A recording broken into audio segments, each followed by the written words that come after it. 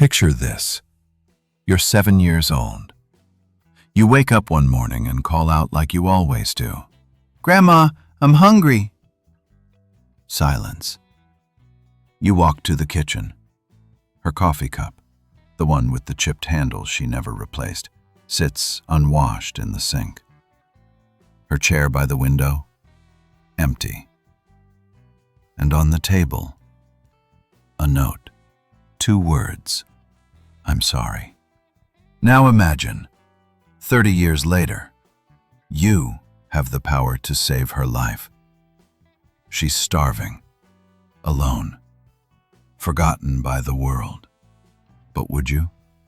Could you forgive the person who destroyed your childhood? This is the true story of Johny. And what he did next will challenge everything you think you know about forgiveness. Johny grew up in the quiet outskirts of Houston, where the streets were wide and the houses small. He didn't have much, but he had Margaret, his grandmother, the woman who raised him after his parents passed away when he was just 4 years old. She used to tuck him in every night, her weathered hands smoothing down his blanket. She'd tell him stories about angels who watched over lonely children. And every night, she'd whisper the same promise. "You'll never be alone, baby.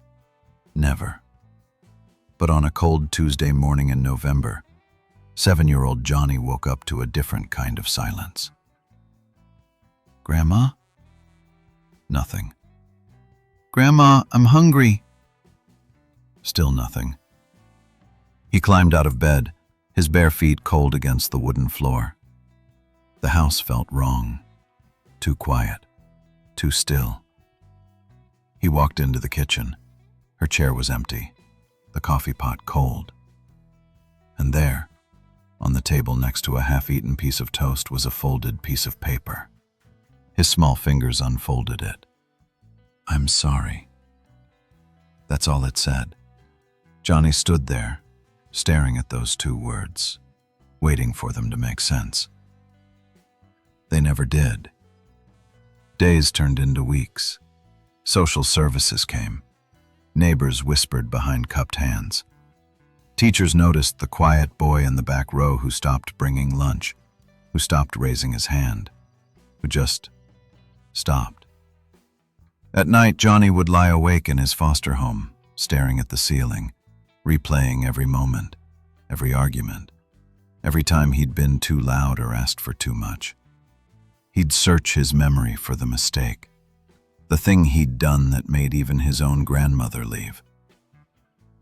"What did I do wrong?" he'd whisper into the darkness. The darkness never answered, but something inside him did. A voice, small at first, that said, "If no one will stay, then I'll never need anyone to." By age 14, while other kids played basketball after school, Johny was mowing lawns.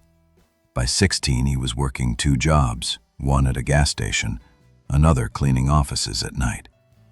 He didn't talk much, didn't make friends easily. But people noticed him. The kid who never complained, who showed up early and stayed late, whose eyes carried something you couldn't quite name. Hunger, maybe, or determination.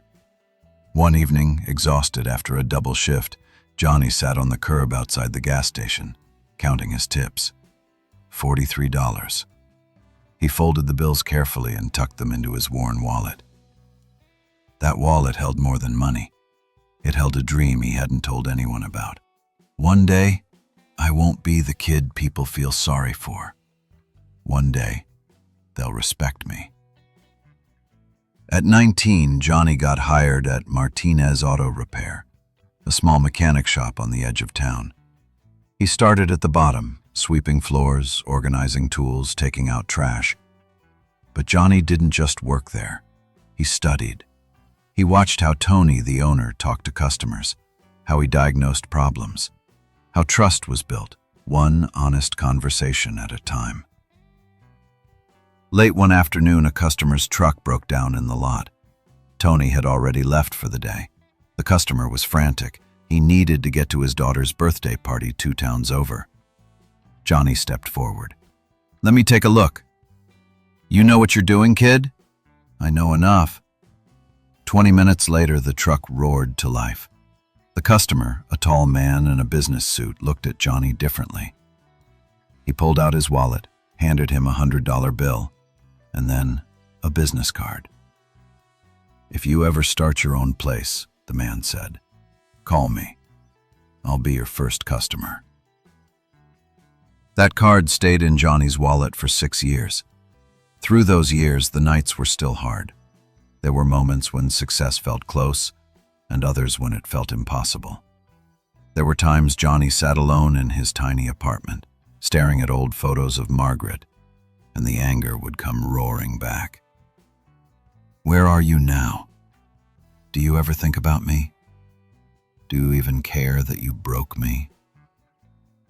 But he'd push it down, lock it away, channel it into work, and slowly, painfully, Johny saved, dollar by dollar, sacrifice by sacrifice. Until finally, at 26 years old, he stood in front of a small, run-down garage with a faded "for sale" sign. His hands trembled as he signed the papers. The next week, a new sign went up: Johny's Auto and Care. It wasn't much: 2 bays, a handful of tools, and a promise to do things right. But customers came. Word spread. "That kid Johny?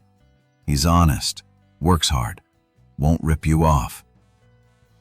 One shop became 2. 2 became 4. By his mid-30s, Johny had built something real. A network of repair shops across Houston, dozens of employees, respect in the community. He had money. He had success. He had proven everyone wrong. But late at night, when the noise of the day finally faded, that hollow ache was still there, the one that no amount of applause could fill. But here's the thing about running from your past. Eventually it finds you, and when it does, you have to make a choice. It was an ordinary Wednesday afternoon. Johny sat in his office, reviewing invoices, half listening to the hum of pneumatic tools in the garage below. Mrs. Carter, one of his oldest employees, knocked softly and entered. She had that look, the one people get when they're carrying news they don't want to deliver. "You might want to see this," she said quietly, placing a newspaper on his desk. Johny glanced down. It was the local community section, the part nobody reads. A small column titled, "Elderly Woman in Need of Assistance." And there, in faded black and white, a name: Margaret Doyle. The world stopped. His eyes scanned the words, but they didn't feel real. Margaret Doyle, 82, is living in extreme poverty in a condemned home on the outskirts of Houston. Neighbors report she survives on canned food donations and has not received medical care in years. Local services are seeking assistance. Johny's hands started to shake. He read it again and again. "Johny?" Mrs. Carter's voice seemed far away. "You okay?" He couldn't answer. The room felt too small, his chest too tight. Margaret, after all these years, she's alive, and she's suffering. That night, Johny didn't sleep. He sat on the edge of his bed, the newspaper crumpled in his fist, staring at nothing.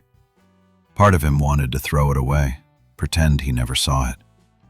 She left him. She chose to walk away. Why should he care now? But another voice, quieter and more painful, whispered back, "Because you're not her. You're better than that." He stood, paced the room, sat back down. "She doesn't deserve my help." "Maybe not. But who are you if you don't give it?" By 3 a.m., Johny was still awake, staring at the ceiling. By 6 a.m., his decision was made. He got dressed, grabbed his keys, and drove toward the address listed in the article. The GPS led him to a neighborhood he'd never been to, the kind the city had forgotten. Cracked sidewalks, houses with boarded windows. The air smelled like rust and regret. And then he saw it. 1247 Oak Ridge Lane. The house was barely standing. The porch sagged, paint peeled in long curling strips. One window was covered with cardboard. The yard was overgrown with weeds. And there, sitting on the crooked front steps, was an old woman. Johnny's heart stopped. She was thin, so thin. Her hair, once dark and thick, was now white and wispy. Her hands trembled as she struggled with a can of soup, trying to pry it open with a dull spoon. He sat in his truck for a long moment, gripping the steering wheel. I can still leave. I can turn around. She'll never know I was here. But his hand was already on the door handle. He stepped out. His boots crunched on the gravel driveway. Margaret looked up. For a moment, her cloudy eyes just stared, confused. Then, something flickered. Recognition, maybe, or disbelief. The can slipped from her hands and hit the concrete with a hollow clang. "Johnny?" she whispered, her voice cracked and fragile. He swallowed hard, his throat burned. "Yeah, Grandma," he said quietly. "It's me." Her face crumpled. Tears spilled down her weathered cheeks. "Oh my God. Oh my God, Johnny, She tried to stand, but her legs buckled. He rushed forward, catching her before she fell. She collapsed into his arms, sobbing. "I'm sorry," she choked out. "I'm so sorry." "I'm so sorry." Johnny stood there holding her frail body, feeling 30 years of anger and pain and confusion crash over him all at once. And for the first time since he was 7 years old, he let himself cry too. They sat on the steps together for a long time. Neither of them spoke. There were no words big enough for the moment. Finally, Johnny broke the silence. "Why?" he asked, his voice barely above a whisper. Margaret looked down at her hands, shame etched into every line of her face. "I was scared," she said. "After your parents died, I didn't know how to take care of you. I had no money, no job. I thought you'd be better off without me, that someone else could give you what I couldn't." Johnny's jaw tightened. "So you just left, without a word?" "I know," she whispered. "I know it was wrong. I've lived with that guilt every single day. I thought about you every single day." "Then why didn't you come back?" She looked at him, her eyes red and full of pain. "Because I was ashamed. Because I thought you'd hate me. And I thought, maybe you'd be happier if you forgot I ever existed." Johnny stared at the broken house, the weeds, the rust. He wanted to be angry. He wanted to yell, to make her feel what he'd felt. But all he felt now was tired. "You were wrong," he said softly. "I needed you. And you left anyway." "I know." Silence again. Then Johnny stood. He looked down at her, this fragile woman who had once been his whole world. And he made his choice. "Come on," he said, offering his hand. "Let's get you out of here." Chapter 21. The next morning, Johnny showed up with a moving truck, a doctor, and a plan. Margaret tried to refuse. "You don't have to do this. I don't deserve—" "Stop," Johny said firmly. "This isn't about what you deserve. This is about what I'm choosing to do." Within a week, Margaret had seen a dentist, a doctor, and a therapist.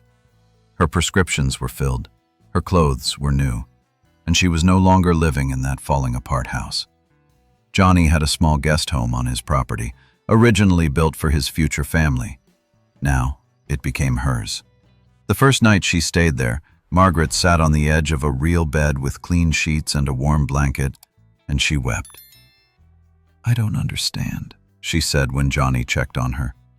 "After everything I did, why?" Johny sat down beside her. "Because holding on to anger was killing me," he said, "and because I realized something. Forgiveness isn't about you. It's about me. It's about choosing to be free." She looked at him, her eyes full of wonder and regret. "You became a better person than I ever was," she whispered. "No," Johny said gently. "I just became the person I needed when I was 7. Weeks turned into months. Margaret grew stronger. Color returned to her face. Laughter returned to her voice. She started helping around Johnny's house, cooking meals, tending a small garden, being present.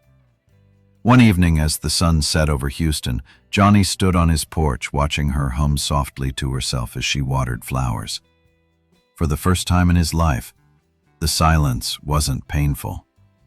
It was peaceful. He realized something profound. The boy who'd been abandoned had spent his whole life building walls, and in choosing to forgive, he'd finally torn them down. Not for her, for himself. Johnny's story isn't just about a boy who was abandoned. It's about a man who chose love over bitterness, compassion over revenge, freedom over chains. Forgiveness doesn't mean forgetting. It doesn't mean what happened was okay. It means you refuse to let the past control your future. And maybe, just maybe, as you're listening to this right now, there's someone in your life who hurt you too. Someone you've been carrying around like a weight on your chest. What if I told you that forgiving them isn't about them at all? What if it's the key to your freedom? I want you to do something, right now. Close your eyes, just for 3 seconds. Think of one person who hurt you. Now ask yourself, what would my life look like if I let that weight go? You don't have to forgive them today. You don't even have to forgive them tomorrow. But maybe, just maybe, you can start. If this story moved you, hit that subscribe button. Share this with someone who needs to hear it. And in the comments, drop one word, just one, that describes what forgiveness means to you. And if you want to hear more stories like this, stories of people who rose from the ashes of their pain, click the video on your screen. It's about a boy who was abandoned at a train station and became his parents' only hope. Your past may explain you, but it doesn't define you. Keep rising, keep forgiving, and never stop believing in second chances. Because redemption isn't just for the people who hurt us. Sometimes, it's for us too.